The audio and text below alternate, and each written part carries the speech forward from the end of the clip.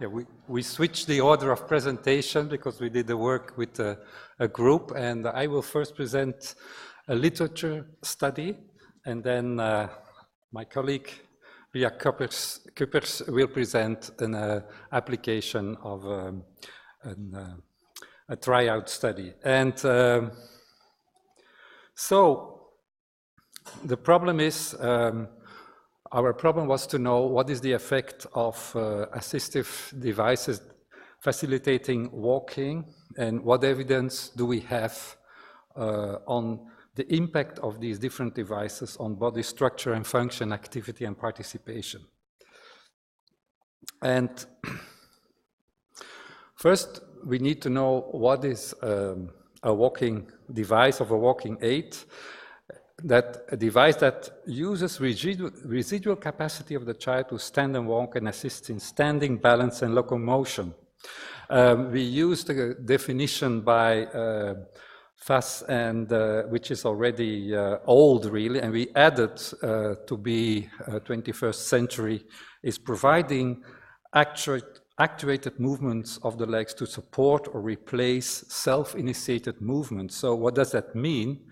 We made a classification in, on the one hand, hand-held walkers, anterior walkers and posterior walkers, gait trainers, which have a partial body weight support, and then the robotic devices, which use machines, so some kind of power, static devices like treadmills with partial body weight support, robotic stationary systems, self-initiated walking systems overground, and wearable exoskeletons.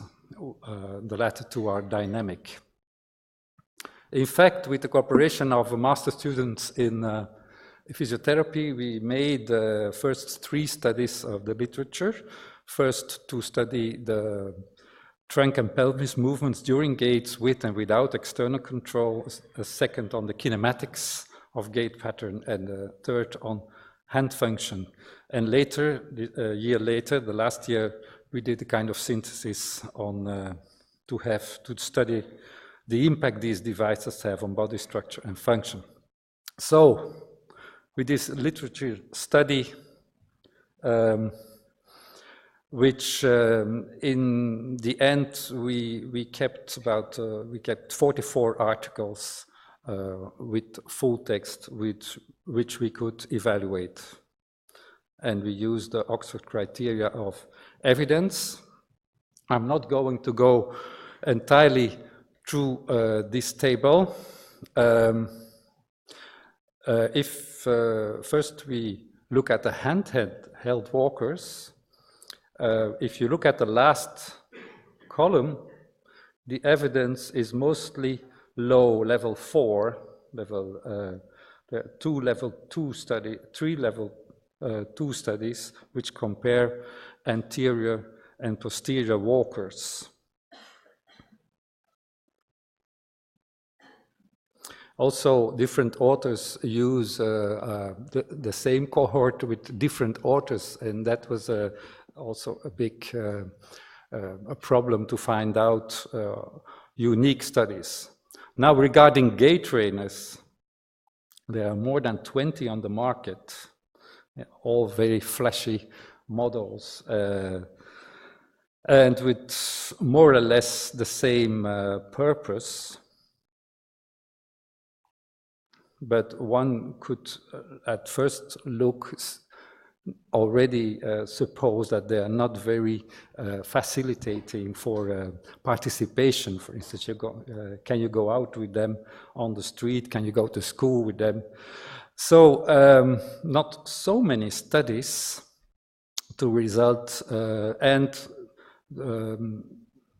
just one study that compared overground walking and walking in gait train and can be classified as level 2 evidence, and which didn't find a significant difference, just a trend towards increased distance in an overground walking group.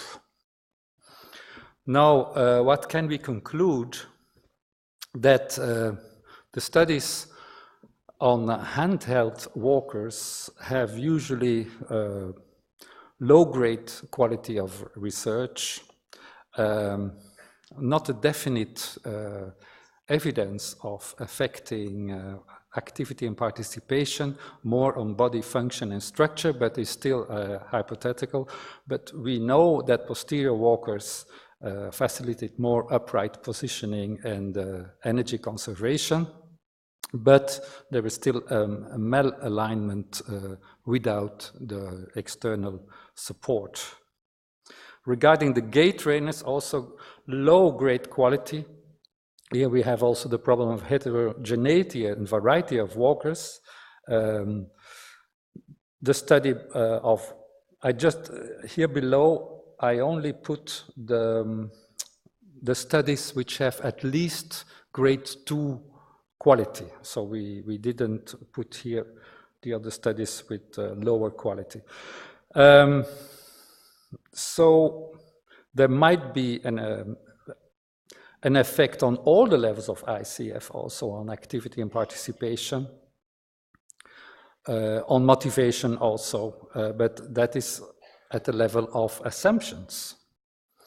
Regarding the static robotic devices, the treadmill training and the static systems, these give conflicting results. Most studies have low grade quality. Some studies say it may affect activity, but we don't have really the proof. So, final conclusion, nothing is really final. There need to be more studies on just on one case, but also on higher, longer duration and better quality. Thank you very much. Thank you, Joe. Thank you, Joe. Does anyone have any questions? No questions. Uh-oh, we're getting some time back. Okay. Melody, oh, great. Thank you very much for this clear overview of the research on assistive device. Why do you think there is a so low level of quality in these studies? You say that is a low evidence of the effect of the assistive device, low grade. Why it's low quality? Why do you think? Why it's low quality? Because most studies have low numbers of participants, and then that lowers already the evidence. Then there is a problem that almost no studies are randomized controlled trials. Cohort studies, case controlled studies, some are case studies series that are the lowest quality. It doesn't mean that you have to discard them. They can be important, but that doesn't give the highest evidence. It is difficult to organize a randomized controlled trial, and there are many influences like of external factors, family support, that is not controlled for the duration, that's not controlled. The intensity of application is either not given or not researched. So that complicates enormously this kind of studies. And we only found one study that studied explicitly participation. Most studies are just confined to body structure and function. So that's a real problem, and I think in future studies should be taken along, activity and participation. Great.